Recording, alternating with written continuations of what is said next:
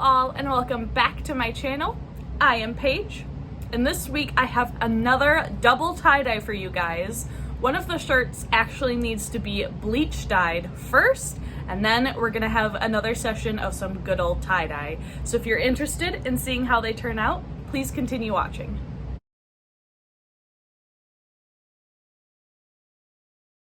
The first part of the project is going to be the bleach tie-dye. This is a shirt that my friend gave to me that I offered to bleach tie-dye because obviously there are already bleach spots on it. So we're gonna turn this shirt around, we're gonna bleach tie-dye it first, and then this shirt along with another shirt are going to get tie-dyed in the end. But first, we're working on this one. I want to make sure it's laid out all nice and even before we rubber band it. And also, the sleeves are one color, and so I don't plan on dyeing those. I just plan on doing the gray middle part of the baseball tee. And I learned from the last time when we did the Salem sweatshirt that had the center bullseye, I wanted that not to be dyed. And then from the tie-dye going everywhere, it ended up leaking onto the shirt anyways. We are first going to rubber band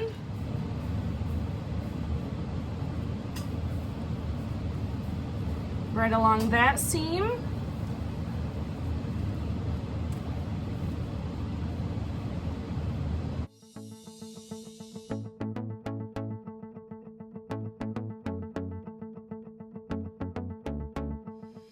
And then I have a plastic bag that I'm going to tie around it.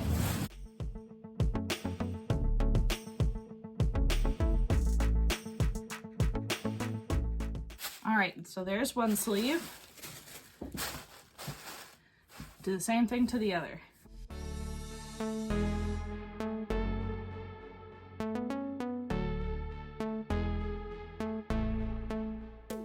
Our sleeves are protected.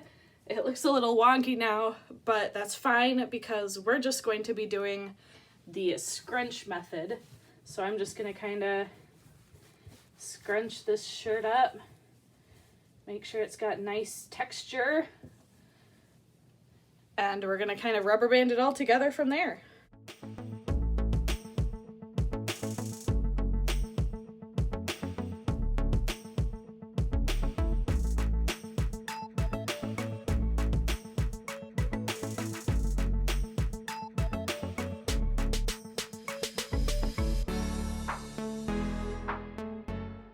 Have both sleeves protected. Kind of looks like a uterus going on here. But we are now going to get to the bleaching. So I have a couple of bottles that are 50-50 filled with bleach and water. I'm just going to kind of spray it around, and when you're doing bleach, just keep an eye on it. Keep an eye on how the bleach is affecting the fabric. It may go fast, it may not, but try not to leave it on for maybe like 15-20 minutes. You don't want it to actually burn a hole through your clothes.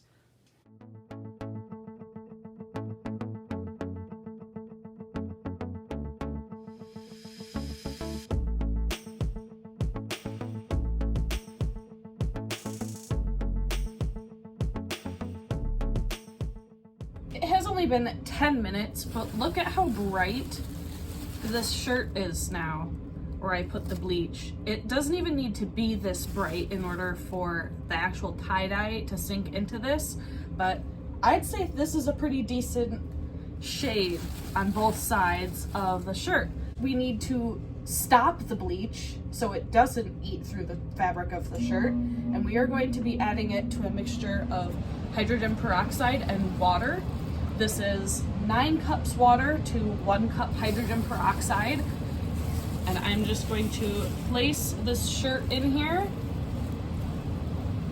You want to leave your clothing item in that mixture, the hydrogen peroxide and water, for about 20-ish minutes, just to totally stop that process. And as that shirt is sitting in there, we are gonna go ahead and rubber band up our next shirt, which is this. It's another sweatshirt. I keep getting white comfort wear or lounge wear, and I don't want it. I don't want a white sweatshirt, so when I'm all cozy, I can be worried about getting things on my shirt. So we're gonna actually do the same method to this sweatshirt, just scrunching it all up, doing the good old crunch method, sleeves included on this one. And we're just gonna scrunch it and rubber band it into a puck.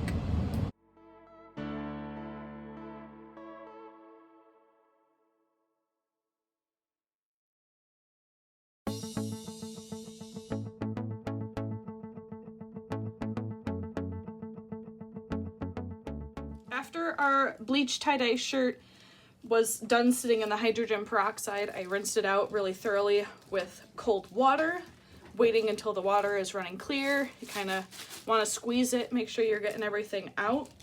And so that shirt is ready for us. This shirt is ready for us. And we are gonna start. I'm using Tulip. I just got some single packs rather than an entire tie-dye kit like I've gotten before.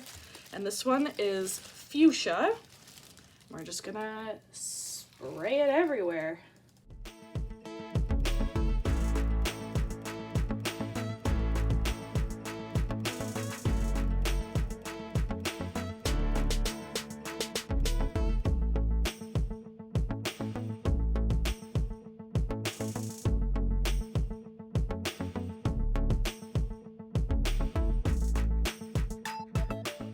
And now I just like to set my tie-dye in a plastic bag and leave it there overnight.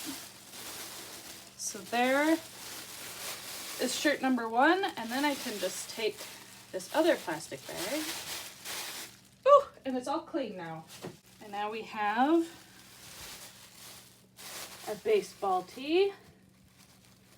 And this shirt is going to get a coral color.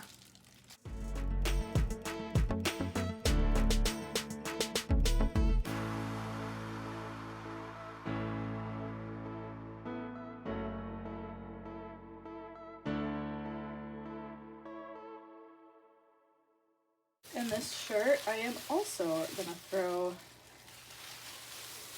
in a plastic bag.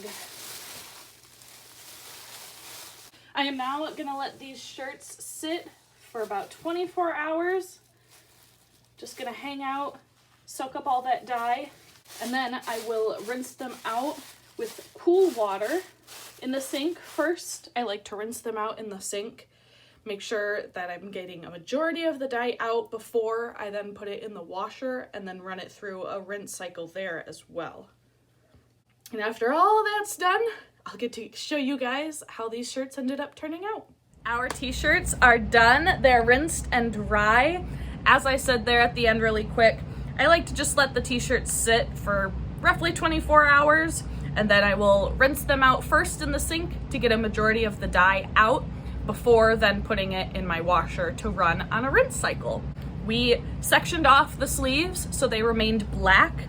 We have a small amount of bleedage throughout this, but the rest of the sleeves are indeed black, so success there.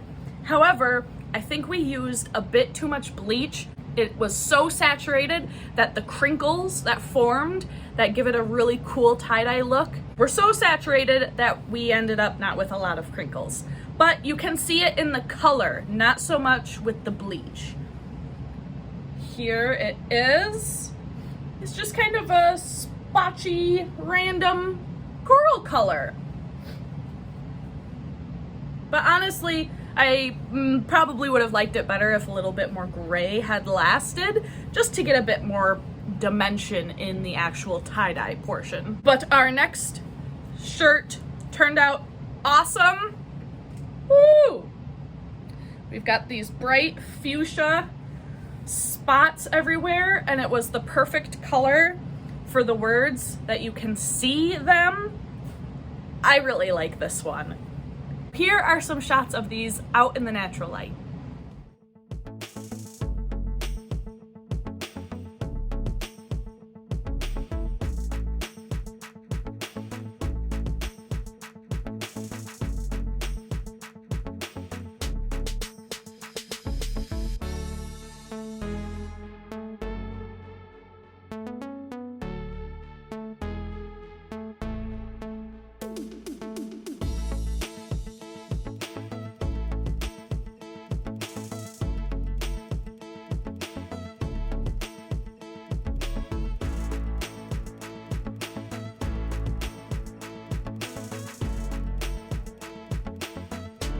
Thank you guys so much for watching this week's craft. If you enjoyed it, feel free to hit that like button and subscribe to the channel. I post videos usually on Fridays. And don't forget, all of the materials I used in this week's video and links to my social media are in the description box below.